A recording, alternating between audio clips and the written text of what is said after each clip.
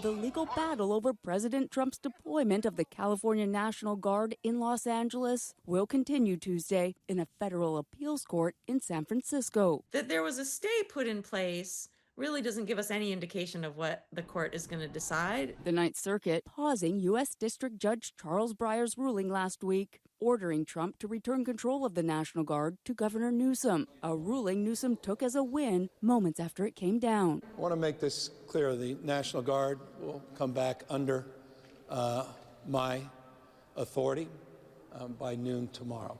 Melissa Michelson is a political scientist and constitutional law professor. On the one hand, it was a win for Trump because keeping everything as is meant he maintains controls of the troops. But it doesn't actually mean that he's going to win in court. It just means that control wasn't taken away at that Friday noon deadline like we thought it was going to. Meanwhile, the 4,000 National Guard troops deployed to Los Angeles have remained. Their fate possibly decided Tuesday. One likelihood is that the Ninth Circuit says, you know what, the lower court was correct, Judge Breyer was correct.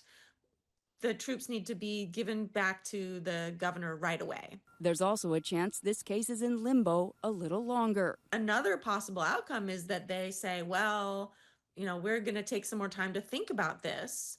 And for the foreseeable future, we're going to leave control with the president until we've made a decision. No matter the decision, Michelson says this case is likely headed to the Supreme Court. Just because we know that no matter what, there's probably going to be an appeal, doesn't mean that the Supreme Court will absolutely make a decision, but they can also make a decision by not making a decision. So if they choose not to take the case, that's saying we don't see a need to reconsider the Ninth Circuit decision. We're going to just let that stand. Tara Campbell, ABC 7 News.